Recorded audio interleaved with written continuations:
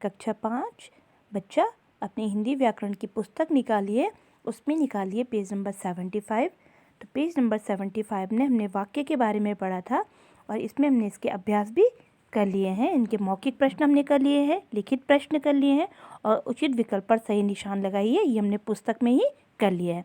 आज हम करेंगे निम्नलिखित वाक्यों में से उद्देश्य और विधेय अलग अलग करना है।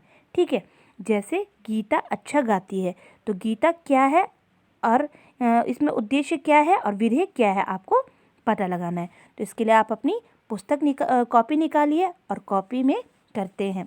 तो ये देखिए, निम्नलिखित वाक्यों में से उद्देश्य और विधेय अलग अलग करके लिखिए। तो पहला क्या था आपका, यहाँ पे देखिए, पहला था आपका, यहाँ से देखिए, गीता अच्छा गाती है।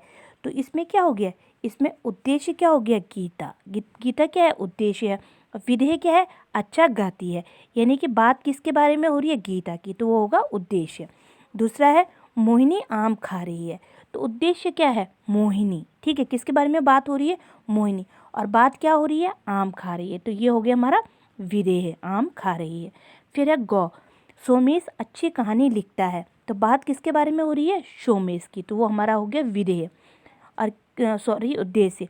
और विधेय क्या है, अच्छी कहानी लिखता है।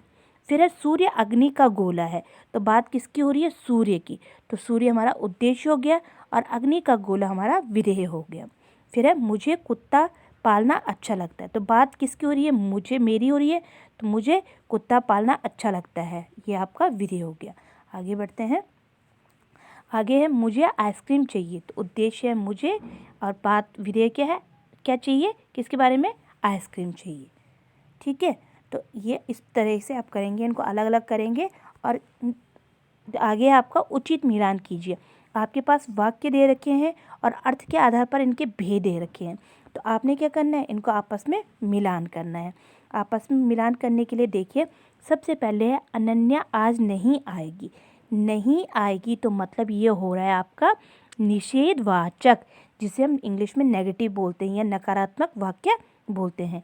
अरे इतना बड़ा सांप, तो ये क्या है, अरे, तो इसमें क्या हो रहा है, विस्मय बोधक हो रहा है, क्या हो रहा है, विस्मय बोधक। ठीक है, ईश्वर आपकी इच्छा पूरी करे, तो ये आपकी इच्छावाचक कहलाएगा। आज 20 मई है, तो 20 मई क्या है, एक साधारण वाक्य है, तो इसे हम कहते हैं विधानवाचक वाक्य। ये देखिए, यदि वर्षा होती तो फसल भी खूब होती, तो इसमें क्या हो रहा है, इसमें आपका संदेह हो रहा है, अगर बारिश होती तो फसल भी होती, तो संदेहवाचक। यहाँ से चले जाओ, यहाँ से चले जाओ, तो आप क्या दे रहे हो, किसी को आज्ञा दे रहे हो।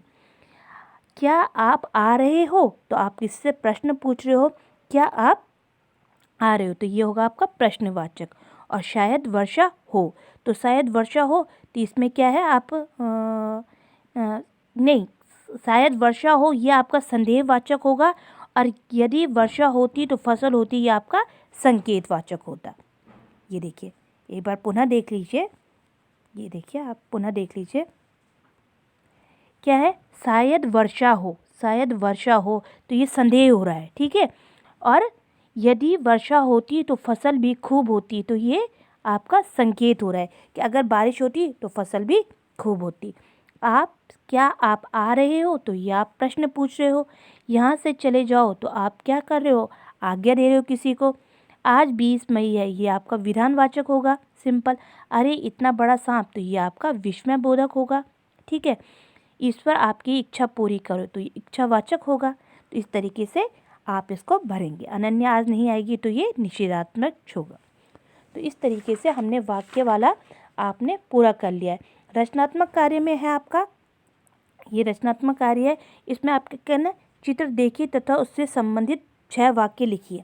तो आपने चित्र देखिए, उससे संबंधित वाक्य मौखिक रूप से अपने आप को, अपने बड़ों को सुनाइए कि इसमें क्या क्या है, इस पुस्तक में क्या क्या वाक्य बन सकते हैं। ठीक है, जैसे पेड़ है, यहाँ पे 2 बच्चे हैं, उनके पास छाता है और बारिश हो रही है, यहाँ पे मेंढक है। ठीक है, तो यहाँ पे आप पीछे मोर है, तो आप वाक्य लिख सकते हो रफ कॉपी में या फिर अपने बड़ों को सुना सकते हो। तो यहाँ पे हमारा वाक्य पूरा हो गया है। ये देखिए, वाक्य वाला हमने पूरा कर लिया, तो इसको आप अपनी कॉपी में करेंगे। ओके।